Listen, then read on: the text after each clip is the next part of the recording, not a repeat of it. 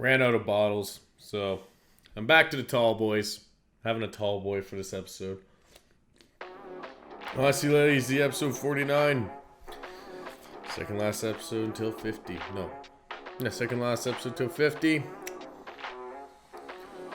We're almost there.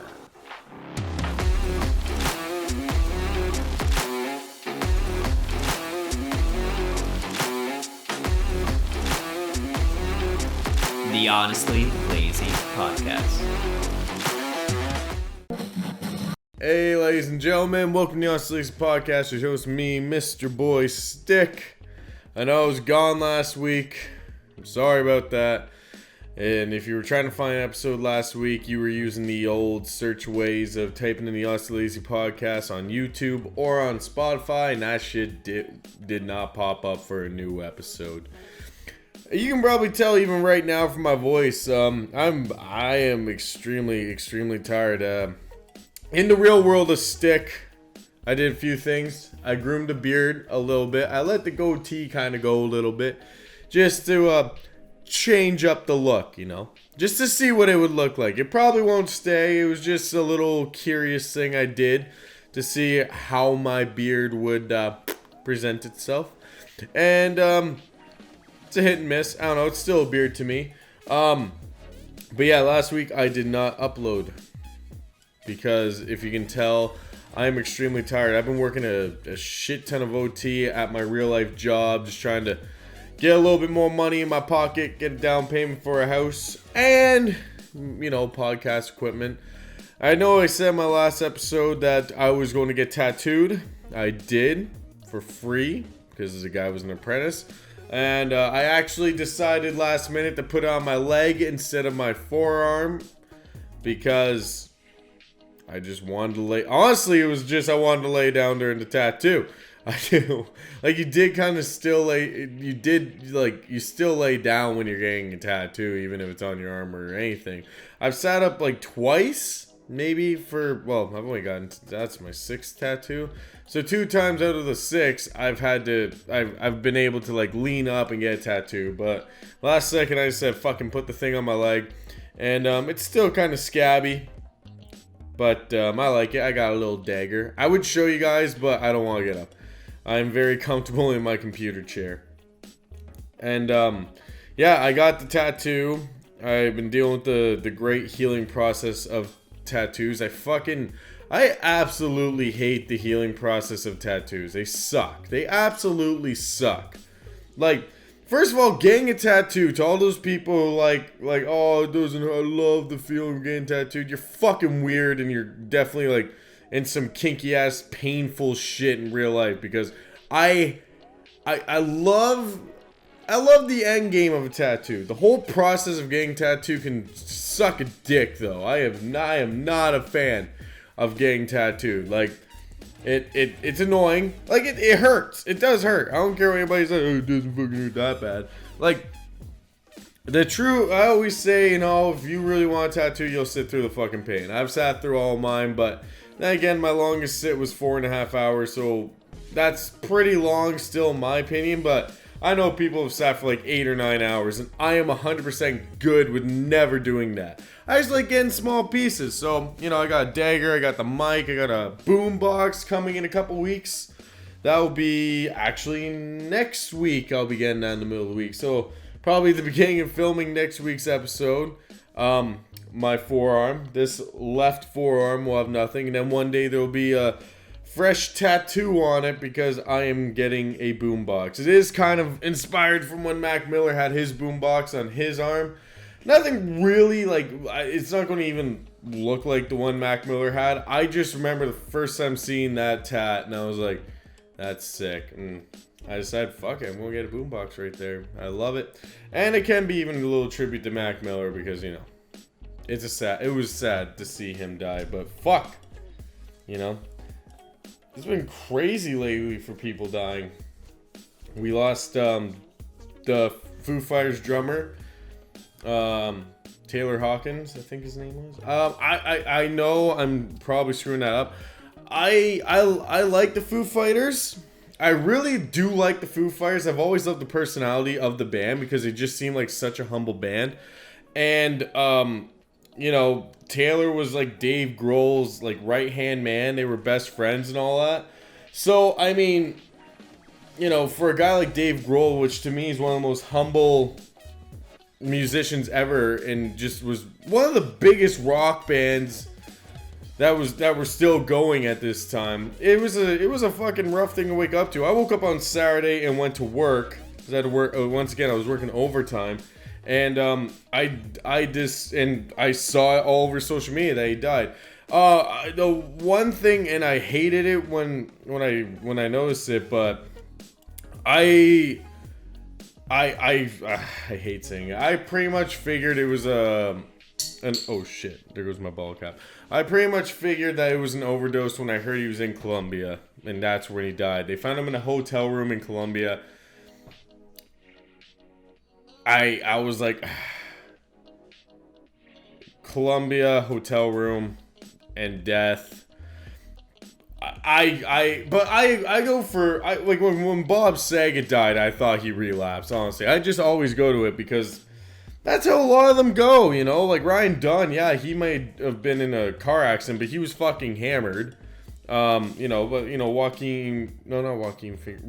Phoenix, Jim Morrison, Jimi Hendrix, Bon Scott, like all of them do that. But I guess from what people have been telling me is like, he was like clean, he was like sober, and I guess he had some demons that he couldn't fight anymore, and they took over, and unfortunately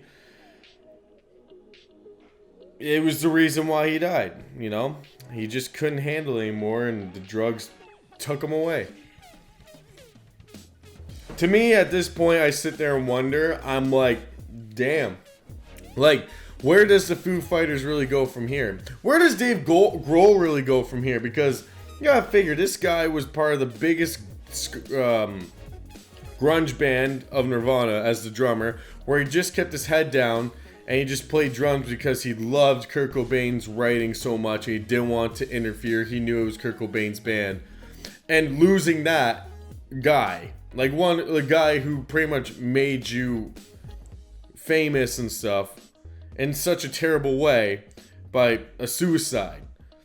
Like Kurt Cobain fucking was like probably like a mentor to a lot of people, and everyone loved his music. On top of the fact, like his Unplugged, oh my god, it was amazing. So he loses him, and he doesn't want to do music. I was listening to radio today, actually, and they were talking about the fact that apparently after Kurt Cobain died, Dave Grohl didn't want to even do anything with music. He wanted nothing to do with it. But Tom Petty brought him on his tour to play drums for his band, and that's what got him back into the groove of music. And it's really shitty to think about now, because so now he's lost his drummer, and the last guy who got him back into music, Tom Petty, he has also passed away too.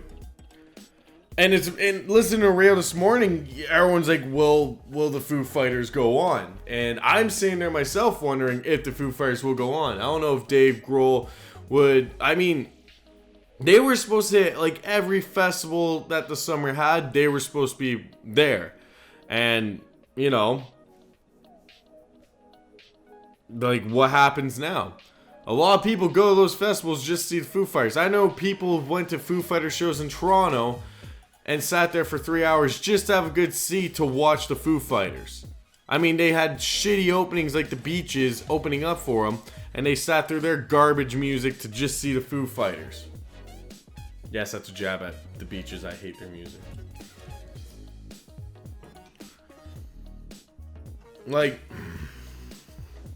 it's like, especially because, like, Dave Grohl's in his 50s. I'm not sure how old he is. He's in his 50s or maybe late 50s or early 50s. I'm pretty sure he's in his 50s. It's not like when Kurt Cobain died, he was still young enough where he, maybe he's just like, no, I've done it. I've done the dream. And with songs like My Hero, that's the only song I can really think of. I'm really blowing this. It's just sad. Like, I can't imagine what he's going through right now. I think of like a Bam Margera when Ryan Dunn died. type situation for him right now where he's just nonstop crying. I'm not saying, like, he's not going to get into drugs or anything like that. I don't think Dave Grohl would do that. But I guarantee you right now, he's just hiding out. And just... I just can't imagine what's going through him right now, because that was like, it's just like another like guy you've grown so close to that has died in such a shitty way, honestly, because of drugs. I couldn't imagine it, you know. So, you know, I hope Dave Grohl is all right. I hope he gets through this okay. And, you know, to Taylor and his family, R.I.P. buddy, and like, you were a fucking hell of a drummer. I love the Foo Fighters drum beats, and I love the fact that Dave Grohl even gave you the opportunity to be the drummer of the Foo Fighters, and on top of the fact that after you were part of the Foo Fighters, you fucking just kept soaring and making that band better and better with your amazing drum beats. So R.I.P. to Taylor. And I hope his family is doing well, and I hope they get through this, and I hope Dave Grohl gets through this. With that all being said, though, I know that was a dark way to start this podcast, but I wasn't even going to talk about that. I was just like, I don't script this shit, and then I just started talking about it, so now I talked about it. You know, I'm not good. It was like the Norm Macdonald episode I did. I blew that. I felt like a lot. And that was very upsetting. I love Norm Macdonald, and the fact that he died, that really fucked me up. I've never been good with talking about death, but I always feel like I should say something, especially when it's like music and stuff, because I am a music junkie. And, you know, I just kind of want to make sure that, you know, my word stays out there. You know, R.I.P. It's a sad thing. But, yeah, we got to move on. Oh, God. Oh, I should have done this at the end. I blew it. Oh, well, this is the opening. Alright, let's just keep her moving. We're going to talk about it. I know I'm a week late from talking about this, and I know you guys know what I'm about to talk about. I'm about to talk about it. It's going down for real. I'm talking about the Oscars. Now, myself, never watched the Oscars, and I didn't even watch the ones on last Sunday. I don't care for the Oscars. Top fact, I didn't watch a single movie that was a part of the Oscars, except for maybe Don't Look Up. First thing I want to say, Amy Schumer, I don't care if you're a fan of her or not. I hate her. She sucks. And she steals other comedians' material. So fuck her right away. I don't care. She sat there and tried to explain jokes and stuff, and I just don't like Amy Schumer. Now, I'm not saying anything about women in comedy. I think there's some great women comics out there. I just say how one of the worst ones is the biggest. That's how I look at it. She's one of the biggest. If you think of stand-up comedians that are females, it's Amy Schumer, and I think she's one of the fucking worst ones. So the fact that she got to host the Oscars, no. That was already like a huge turn off for me. Nope, not watching it. Amy Schumer's fucking hosting. And then I went to bed, because I was done. I'm fucking brain dead, you know, working OT and shit. So I went to bed, wake up in the morning, and then it's like, fuck, it's on the bucket list to see something like this happen live on TV. You know, I've missed so many opportunities to see something crazy. Kanye getting on the stage, take the mic from Taylor Swift. I think he did someone else. He walked on stage and then he hopped off, and they tried to get him back on. Like the guy who won it, he's like, come on, get back up here. Missed that too. I missed it when Nicki Minaj called Miley Cyrus a bitch. I missed a lot of these things. What can I say? I like my sleep, but I wish I tuned in to watch Will Smith slap Chris Rock. Now, I mean, everybody and their mom has fucking talked about this. This is kind of like why I like being delayed for it, because I don't, like, it's not, okay, no knuckles were broken, no faces were broken, it was just a quick bitch slap to the face. And I watched the footage. I've watched it a bunch of times, because I think it's entertaining as shit watching Chris Rock getting slapped up. I just don't get a few things that happen with the footage. So I'll just break it down real quick, just in case you've missed it, but I don't think anybody has, but I'll just say it real quick. Chris Rock was doing his monologue or whatever, and then he said, Jada, love it, Jada, G.I. Jada, or whatever the fuck, 2, can't wait for that. Pretty much making a joke about her being bald, which she has a condition that makes her bald.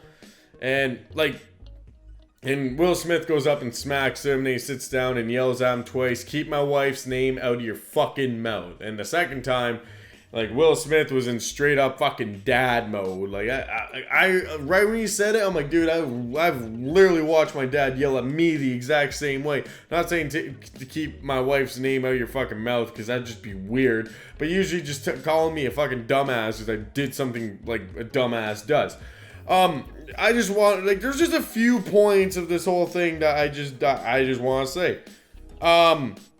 When it cuts to Will Smith after Chris makes this joke, Will Smith was laughing. So I think Will Smith looked at his wife, saw her roll her eyes, or saw her getting a little bit upset. So he just turned on the Best Actor award that he got 10 minutes later and walked up and made the year already with just straight bitch slapping this man.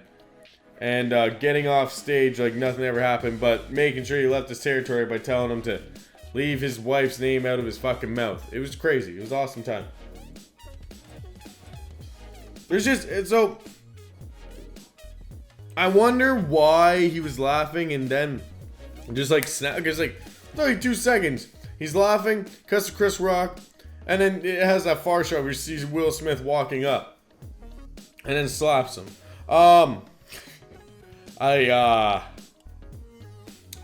I don't get what Chris Rock was really doing. Like, I'm sitting there all day. Hang on a sec. Alright, sorry about that.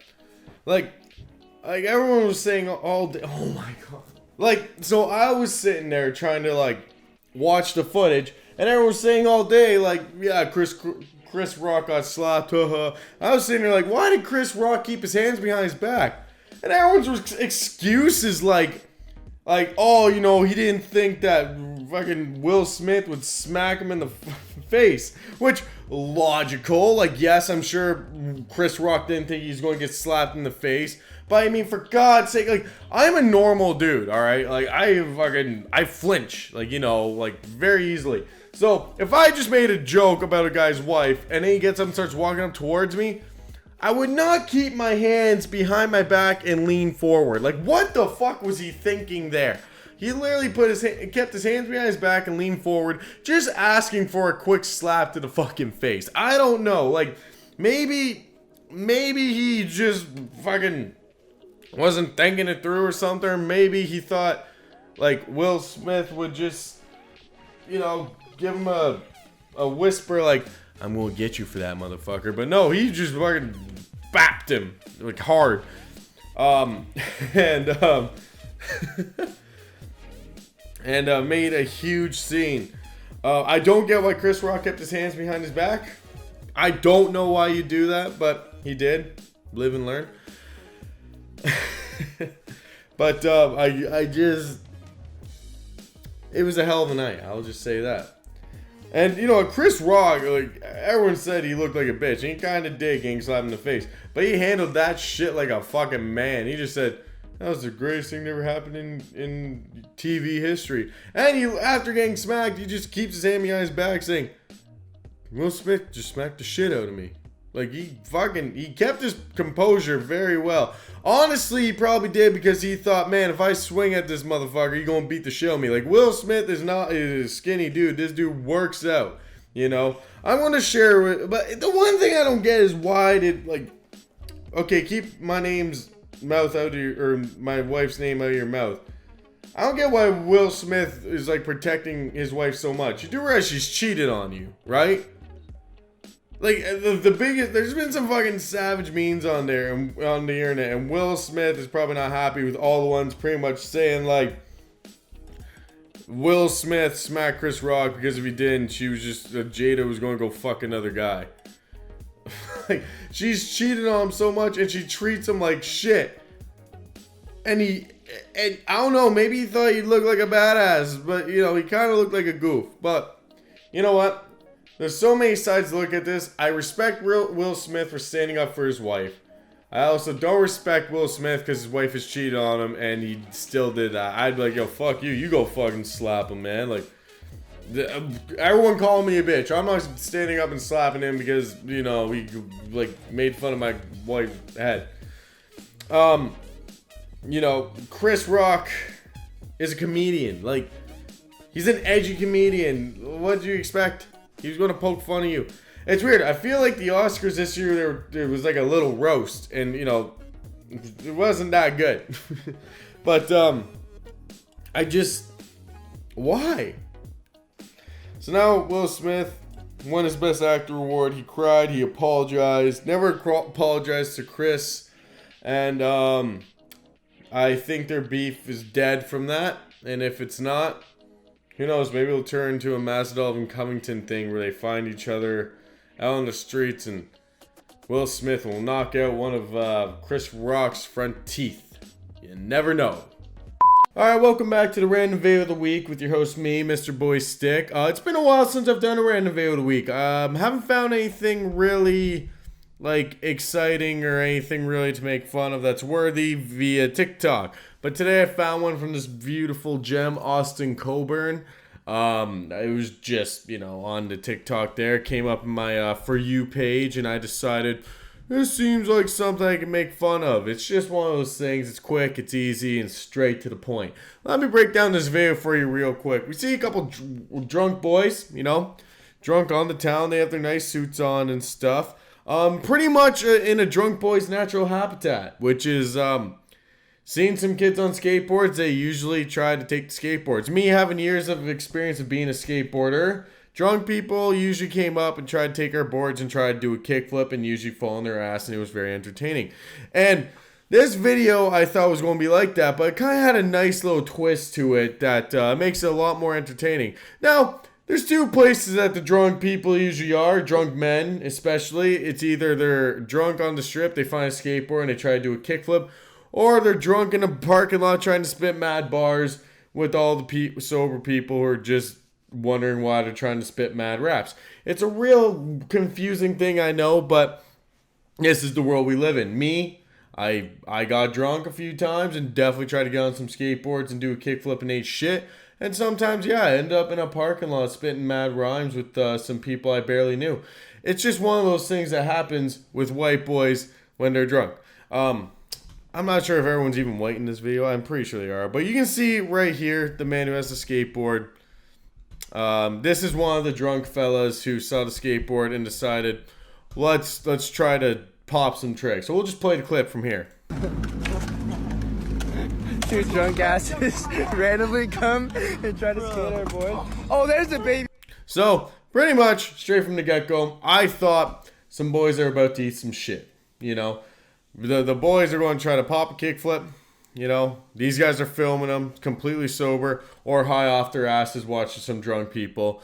And I thought they were going to eat shit. But there's a twist pretty early in this video. See, with every white boy who's drunk on a skateboard, they're either going to eat shit or a Karen's going to pull up. And in this video, a Karen pulls up hard.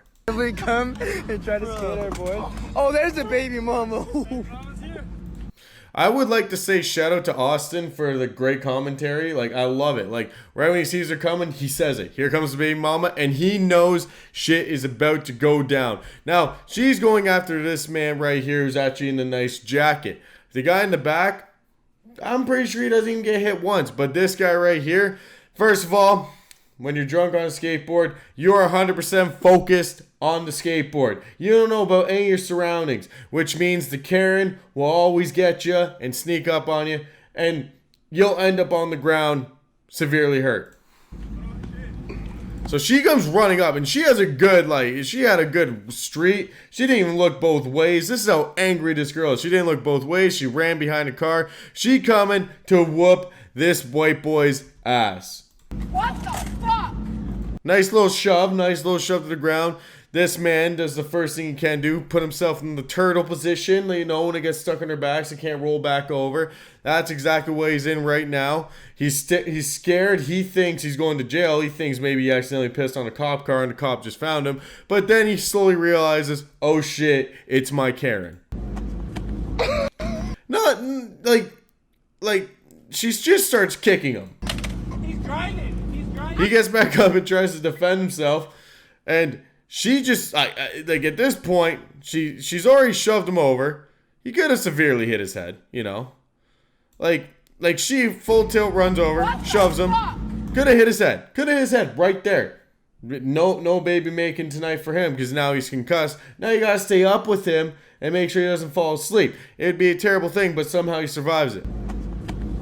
She decides to kick him in the shin a couple times, couple shin busters. If he was a true skateboarder, trust me, it happens. So he's probably on defense mode. I can handle this. Oh, kicks him in the ass. It happens. And then she shoves him. Fuck what he's doing. So now she's after everybody. The Karen gets fucking mad at everybody. So she's just assaulted her own man, and then she kicks the stranger's skateboard. Not okay. You don't touch other people's stuff. If you touched her phone for 1 second, you'd fucking be through a wall. But she can kick your skateboard. It's not okay. I don't give a fuck what he's doing. Nice little 540 shove it right there when she kicked the board right into this man's shins. Now you even got the sober people scared. She realizes the only thing that could hurt her, the skateboard, she could put her phone in and slipped out, is out of the way. She starts going hard at her boy. Get the board. Right here, this guy takes his fucking jacket off. I thought, no way are they going to catch a man beating a woman on camera. But this is TikTok and it's turned into a fucked up place. Maybe he does take his jacket off and he just gives her a quick fucking Will Smith slap to the face. But no, she's already in defense mode, running away from the situation. She's made her point. She's kicked the skateboard, shoved him on the ground, kicked him in the ass a couple times. It's time to get away because the jacket's coming on. Coming off. Now he's coming at you. Like this man is so fucking drunk. He drops his jacket and he's walking towards the girl. Like she's gone. She's fucking gone. But he's walking towards her like he's about to actually fist fight her like Conor McGregor trying to go after Khabib. Like obviously he's gonna fail because he's way too drunk. But I mean it looked like he was about to fucking throw hands with his baby mama drama. Hey, bro, she don't want it, dog. She don't want it. The skateboarders try to calm down the situation. She don't want it. She don't want it. Just relax, bruh. We didn't talk like this when I was a skateboarder, but I guess it's a new thing nowadays. She don't want the smoke.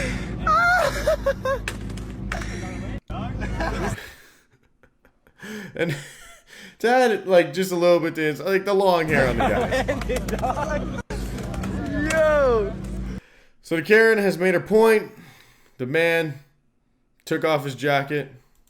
The skateboarders defused the situation. Now, when it comes to the female, the Karen, you can't calm this girl down for hours after a situation like this. She's back at the bar drinking, waiting for a man to hit her so she can throw her drinks in his face.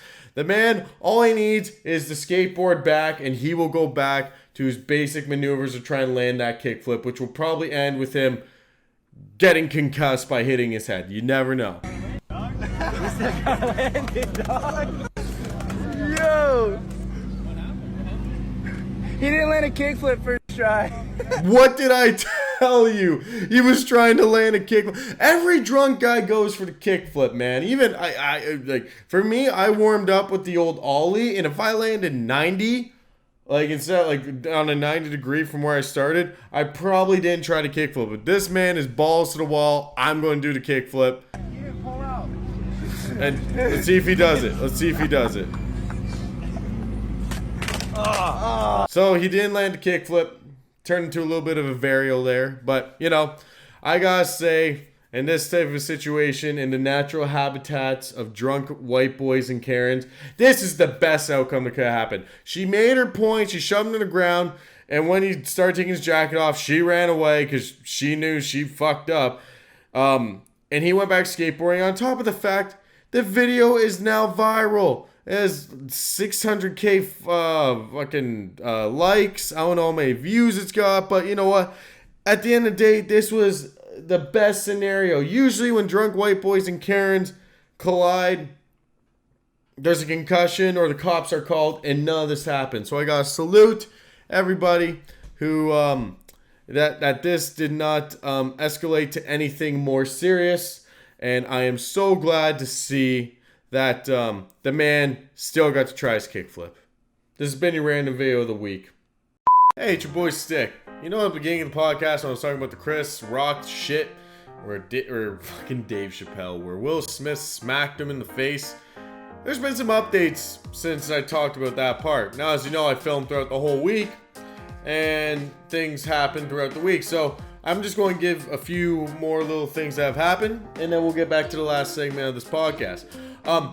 It's amazing to see how people are reacting to the slap, the outbursts, the reactions, everything about it. But a few things have happened that really are like, what the fuck? First thing that's happened. That one slap that Will Smith did is more viral than any video he's ever posted on his YouTube channel. Not only is it the more viral than what's been posted on his YouTube channel, in a single day, it was the most viewed video ever. This one slap to the face and him saying twice, "Keep my wife's name out of your fucking mouth," has more views than Mr. Beast has had in a single damn day. This is fucking crazy. Just for a slap. I mean, I'm not gonna lie. I have watched this video many times. It's very entertaining to see. I guess everyone was in the same boat as me to literally watch the video over and over and over again. It's a fucking history in the making. Not the best type of history to have happened, but it's definitely something that's happened. So holy shit, a slap to the face has had more views in a day than Mr. Beast has had. This is fucking crazy. Next thing that has happened. Amy Schumer, a girl who hosted that night. I got the little thing on my phone here. She hosted that night. Obviously, she didn't have enough attention on herself, so she had to come out and say something about the whole fucking thing. And Amy Schumer has come out and has said, Amy Schumer who has shared her reaction. She is triggered and traumatized. She is traumatized by the fact that Will Smith smacked Chris Rock. I don't know how you get traumatized with someone else's bullshit of just a smack to the face, but if you get traumatized by this, then fucking good luck in life. I don't know how the fuck Amy Schumer really came out and said, I feel traumatized about it. Oh, I'm so sorry that you witnessed someone getting slapped in the face. You do realize back when they caught Saddam Hussein, they like live streamed him getting hung, right? That was like something normal back then, but you get traumatized by fucking someone just getting slapped in the face right in front of you. Like, have you never been out, have you never shut down a bar before? I've literally seen a bar brawl happen in front of me before, and that wasn't traumatizing. If anything, it was a good story. But yet, because the cameras weren't on you and you weren't the biggest thing, you had to say that you were fucking traumatized by it. Jesus Christ. Amy Schumer, like, it's not a big deal, Amy. It's a fucking slap in the face. Get over it. The last thing that's happened since then is Jim Carrey, the man, the mask, Ace Ventura, Dumb and Dumber, and Dumb and Dumber 2 has come out. And he's given his 2 cents saying, I can't believe Will Smith did that. Not only did he say that, he said he will be suing Will Smith for $200 million because of a fucking slap. $200 million, a guy suing Will Smith that wasn't a part of it, and on top of that, didn't even get slapped. He's suing him for $200 million. Okay. I don't know why you're suing him, but okay, you're going to sue him. If you win, what the hell are you going to do with $200 million, Jim? Please, are you going to give it to Chris Rock and his family? Or are you just going to keep the money and like invest in some paint so you can fucking do more art? This is like the craziest thing I've seen this whole week. That someone who, I'm not even sure if Jim Carrey was there, but someone who might not even been there, but someone who that's not even on the same fucking level as these two, has came in and given his 2 cents, not by just saying it's disgusting and I'm angry, but I'm also going to sue the guy $200 million. This is like a Donald Trump move if I've ever did see one. This is a fucking like, this is like Jake Paul. Oh, by the way, another thing that's happened, Jake Paul has offered Will Smith and Chris Rock $60 million to fight each other, because each time 2 celebrities beef, he throws out a big amount of money to let them fight each other, because Jake Paul is a brain damaged idiot, and that's a fact. But Jim Carrey trying to sue for $2 million. Why? I don't know why. This is like crazy shit, and it doesn't make sense to me. But it's something that is happening. And I mean, if Jim Carrey wants to waste some money on the lawyers and shit for something that he's not even going to be part of, on top of the fact he doesn't have a case, because the man who got slapped himself, Chris Rock, literally said, I'm not pressing charges. So he's literally has dick all to sue him with. If the guy who literally got slapped saying, I don't want to press charges, his lawyers are just going to be like, we'll take your money, but you're not getting anything. Pretty much what I'm saying is, people are attention whores. It's a slap in the face. Get over it. And it's amazing to see what the world's really turning into. Okay, let's get back to the regular programming of the Honestly Lazy podcast. Honestly Lazy Podcast. So a few episodes back, I was actually talking about how Rice Gum bailed on Idubbbz to do a boxing event where, you know, you box for pretty much charity. I thought it was going to be a cool thing, but obviously Rice Gum asked for too much money. $1 million with zero experience, but that makes perfect sense to Rice Gum because he thinks his name is that valuable, even though it's not.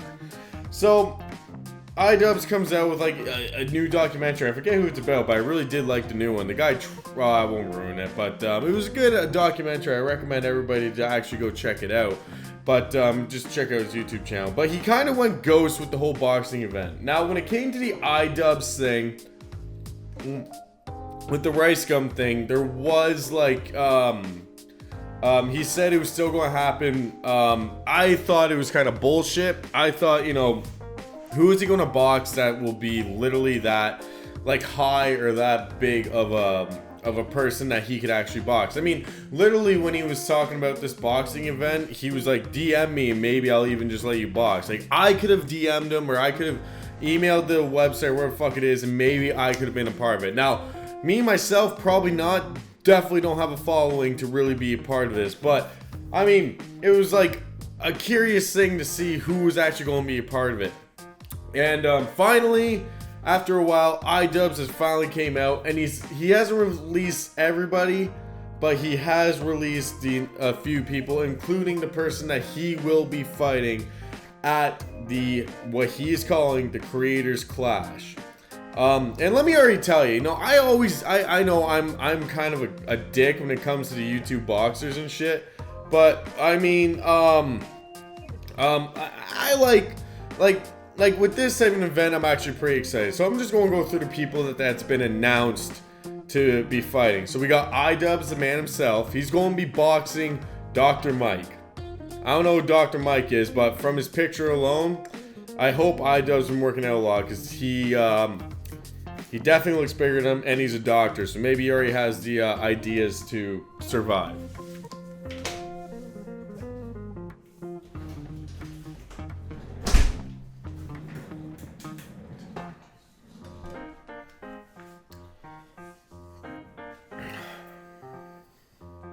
Next guy we have on the list is Harley from Epic Mealtime. Now, I haven't heard about Epic Mealtime in a long time, so it's kind of cool to see him actually come back and be a part of something. On top of the fact it's actually a boxing event, something that's going to be entertaining, and something I'm actually like, holy shit, that's pretty cool to see this name there. We also got him fighting Ego Raptor. I have no clue who this guy is at all. I'm not going to lie. I don't know a lot of people who are part of this, but I'm just going to announce who they are, and then we'll talk about it from there. So we got Hundard versus Abe from H3 Podcast. And he has that in brackets, so that's the reason why I know that. We got Vodeling Haley versus Just Amings.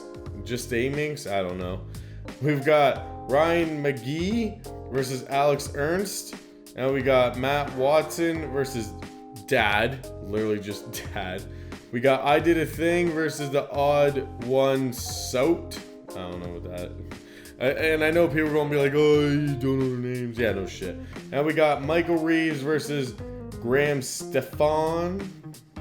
And there's 1, 2, 3 still to be announced. Now, I am actually very excited to see this Michael Reeves fight because I found Michael Reeves through a YouTube video. It was actually before he actually did a collaboration with Idubbbz. He configured a pellet gun to each time he takes damage in Fortnite to shoot him in the back.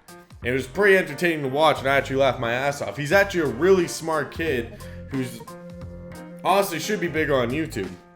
Now, like I've said before, I really don't care for the YouTube boxing as much anymore, but for an event like this, I'm actually looking like I might actually buy pay-per-view and actually watch this. Not only because, well, first of all, Idubbbz is literally doing this for charity, and he knows that YouTube's boxing big, and he's willing to go into the ring and maybe make an ass of himself. Now, obviously, we all know that probably all these guys have been training. I think the Alex guy was the one who boxed Edgy. Now, I'm probably 100% wrong. But we all know that, these guys aren't professionals. And even these guys probably know they're not going to be professional. And just the vibe from it, just from the announcements and the people who are actually fighting, it's literally just, it looks like just a bunch of YouTubers who are just fighting to fight. Like, it's not like the US versus UK guys where they're all in their faces, I'm going to knock the shit out of you, and they're trying to make it like a big publicity thing like Mayweather versus fucking McGregor when that was happening. It just seems like YouTubers are just like, oh, we're doing this for charity, word, I'll fight, fuck it, hopefully I'll win. Now, I'm not sure if they're wearing helmets or not. I mean, probably not. Honestly, it's probably just a thing of, you got your boxing license, go have fun. And with the way that the YouTube boxing is kind of advanced, like the days of wearing helmets is probably way too far behind. And if they did wear them, I would still watch it. I don't know. This seems like, and on top of the fact that I'm not sure how much the pre-sales are for the pay-per-views or anything like that. You can check it out, creativeclash.com. You can go check out the pay-per-views or the tickets or whatever the hell you want to go look for to see if this is worth buying. I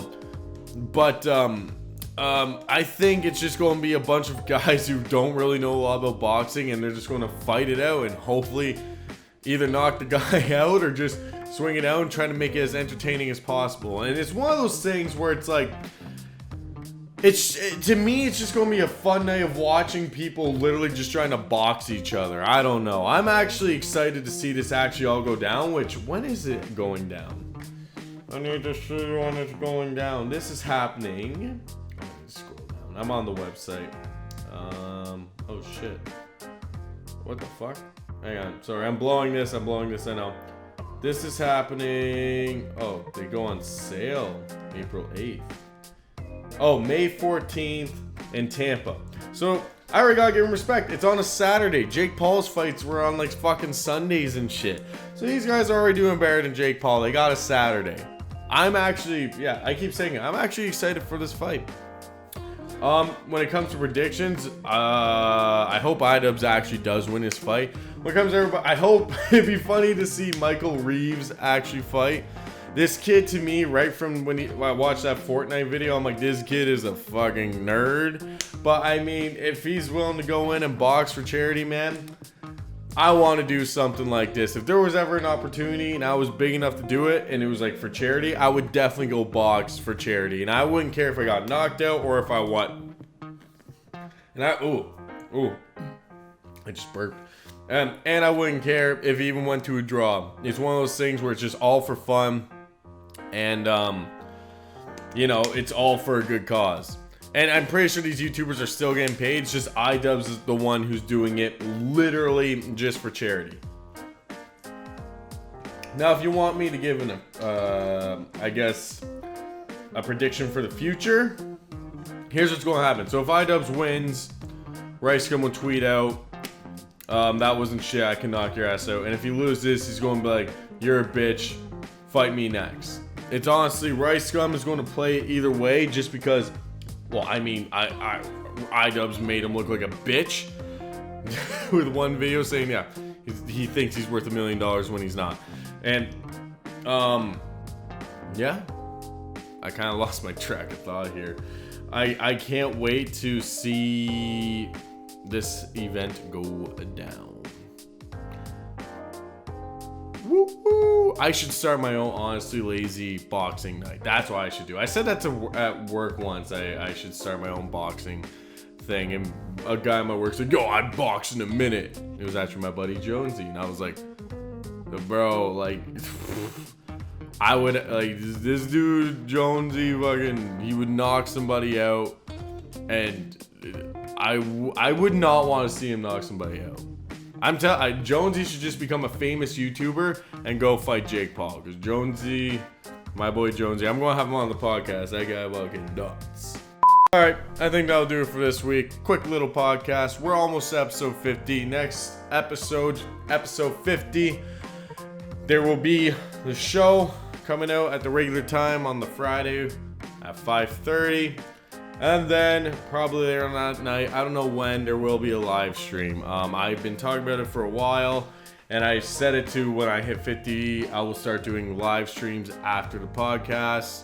And maybe I'll start live streaming throughout the week. Like I said, I wanted to start getting back into live streaming, just hanging out.